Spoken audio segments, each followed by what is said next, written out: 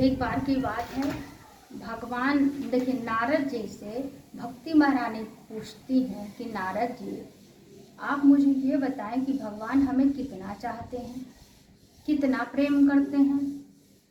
नारद जी कहते हैं भक्ति देवी से कि देखिए मैं शब्दों में नहीं कह सकता, फिर भी मैं बता रहा हूँ। त्वयं तो भक्ति प्रिया तस्य शततं प्राणतोऽधिका त्वयाहूतस्तु भगवानो याति नीच गृहेष्वपि। त्वयं तो भक्ति प्रिया तस्य, हे भक्ति तुम भगवान को प्रिय हो। सततम प्राणतोऽधिका, भगवान तुम्हें अपने प्राणों से भी ज्यादा प्रेम करते हैं। त्वयं तो भक्ति प्रिया तस्य सततम प्राणतोऽधिका त्वयाहूतस्तु भगवान याति नीच गृहेष्वपि। तभी तो हे भक्ति तुम्हारे बुलाने पर भगवान नीचों के घरों में भी चले जाते हैं। कहने का भाव है कि व्यक्ति को भक्ति करना चाहिए।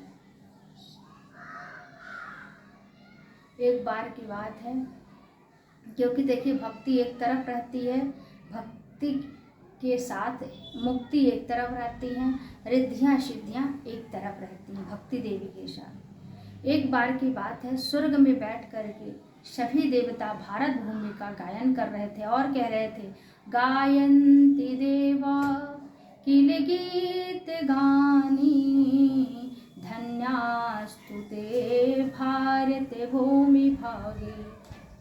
क्यों भारत भूमि क्यों धन्य है? क्योंकि कहा गौतम जावाली व्यास वामदेव वाल्मीकि कपिल कनादि से महान ब्रह्म ज्ञानी थे। अर्जुन से वीर अम्बरीश से महान भक्त हरिश्चंद्र कर्ण के समान यहाँ दानी थे। नारद से संत शती सीता अनसुईया सत्य सदाचार्य पूर्ण एक एक प्राणी थे। ऐसा था हिंदुओं के धर्म का अति एक काल सुयस यहाँ के देवलोक की कहानी थी। कहा भारत भूमि को धन्य है। क्यों धन्य है? कहा हरिश्चंद्र की सुनो कहानी भर आए आंखों में पानी। भागवत में देखिए हरिश्चंद्र जी जो है, आप सभी लोग हरिश्चंद्र की कहानी को जानते हैं कि उन्होंने धर्म के लिए, सत्य के लिए अपनी पत्नी और अपने पुत्र को दांव पे लगा दिया। स्वयं भगवान आए हरिश्चंद्र की परीक्षा लेने के लिए। और भागवत जी में राजा अम्बरीश की कथा का वर्णन करते हैं व्यास जी महाराज। कहते हैं कि एक अम्बरीश नाम के एक राजा थे, लेकिन लोग उन्हें भक्त अम्बरीश के नाम से जानते थे, क्योंकि वो भगवान विष्णु के परम भक्त थे।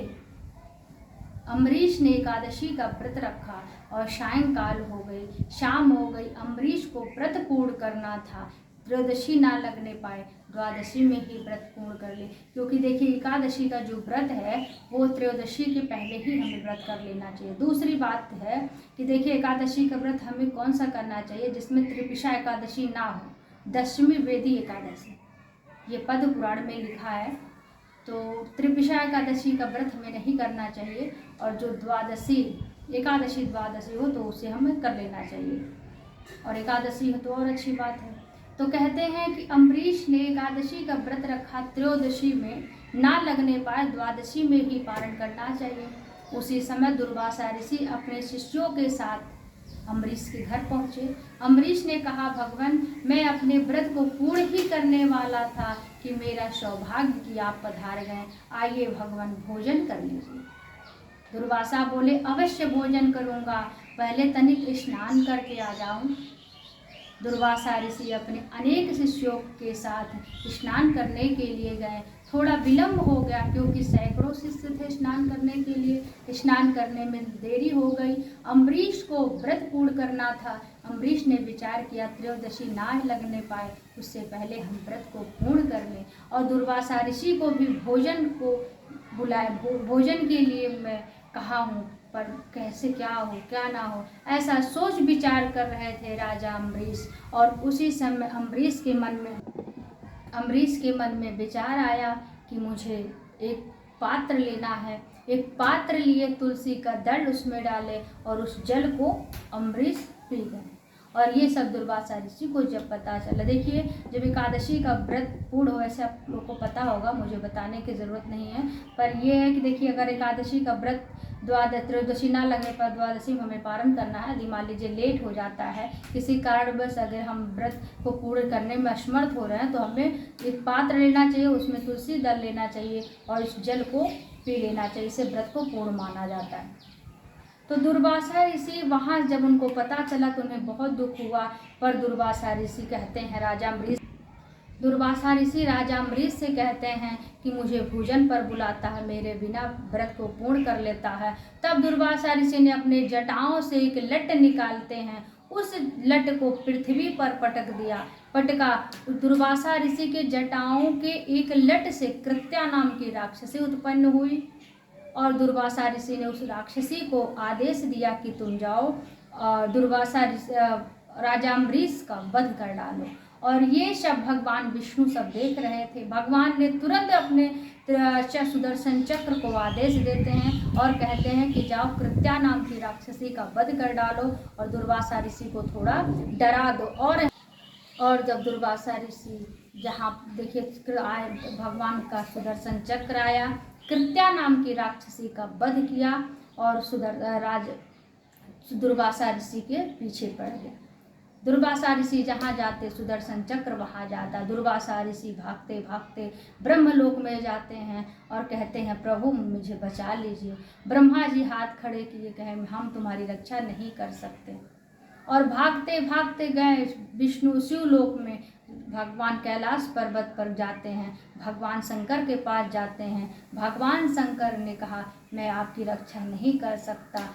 फिर दुर्वासा ऋषि भागते भागते भगवान विष्णु के पास पहुंचते हैं और कहते हैं कि प्रभु मेरी रक्षा कीजिए।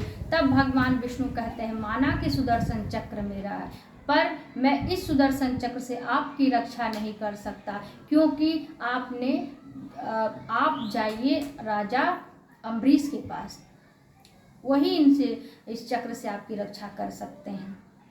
तब दुर्वासा ऋषि हाथ जोड़ करके खड़ा होते हैं और जाते हैं अम्बरीश के पास जाते और कहते हैं अम्बरीश आप हमारे इस चक्र से रक्षा कीजिए।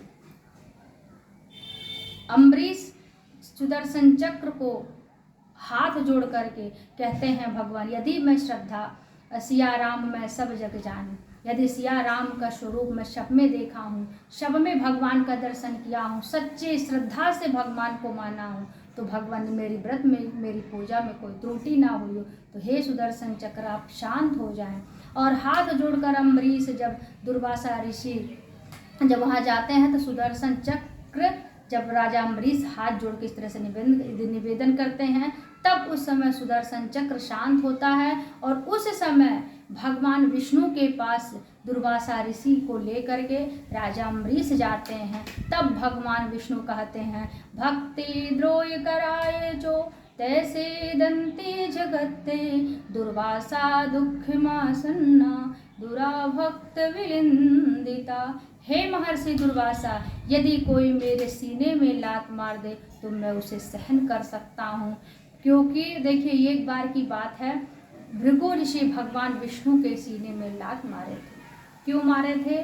कहते हैं दुर्वासा ऋषि भृगु ऋषि एक यज्ञ कर रहे थे, यज्ञ करने वाले थे। उस समय भगवान विष्णु के भक्त कहें मेरे भगवान की पूजा होगी, ब्रह्मा शंकर के भक्त कह रहे थे मेरे भगवान की पूजा होगी। इस वजह से भृगु ऋषि सब देवों की परीक्षा लेने के लिए गए और जब देखे ब्रह्मलोक में गए, भगवान ब्रह्मा जी को प्रणाम नहीं किया। उस समय ब्रह्मा जी को क्रोध आया, नाराज हो गए। भगवान शंकर के पास गए तो उनको भी थोड़ा अच्छा नहीं लगा और जब भगवान विष्णु के पास गए क्षीर सागर में, वहाँ पर जब गए तो भगवान विष्णु माता लक्ष्मी भगवान विष्णु के चरण दबा रही थी। उस समय भृगु ऋषि गए, भगवान के सीने में बहुत जोर से लात मार दी और भगवान विष्णु तुरंत भृगु ऋषि की लात पकड़ लिए और कहते हैं भगवान कहीं आपके चरण में चोट तो नहीं लगी? भृगु ऋषि कहते हैं भगवान ये आप क्या कह रहे हैं। तब भगवान कहते हैं हे भृगु ऋषि, क्योंकि ये जो मेरा सीना है ये वज्र का बना हुआ है।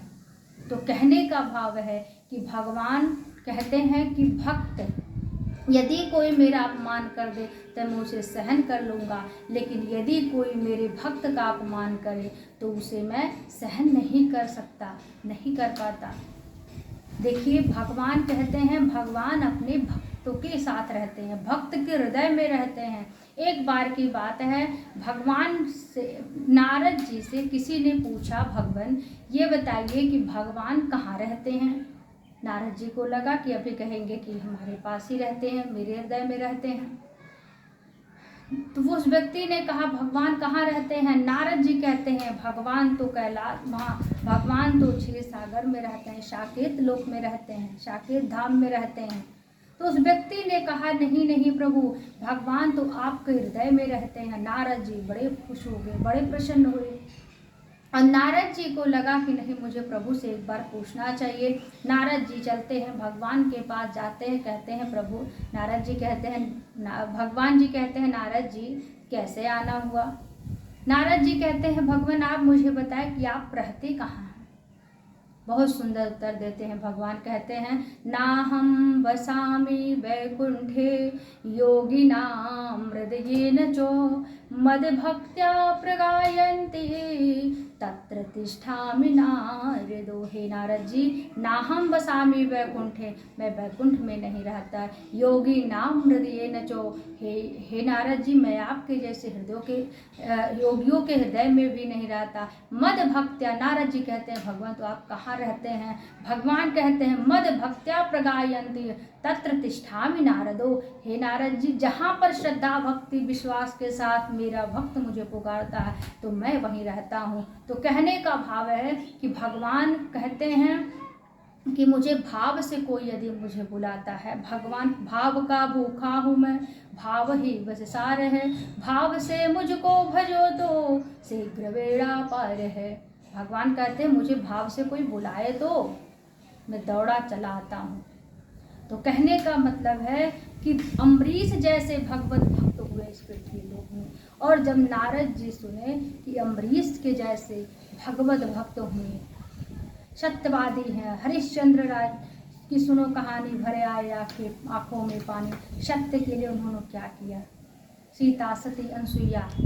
तो ऐसे ऐसे धर्मपरायण लोग हैं पृथ्वी लोक में। तो मुझे भी चल कर के पृथ्वी लोक के भारत भूमि का दर्शन करना चाहिए। और नारद जी सोचते हैं कि मुझे पृथ्वी लोक में चलना चाहिए, भ्रमण करना चाहिए। और नारद जी पृथ्वी पर आकर के नारद जी भारत भूमि का दर्शन करते हैं। तो आइए आगे की कथा में हम प्रवेश करें। बोलिए वृंदावन बिहारी लाल की जय।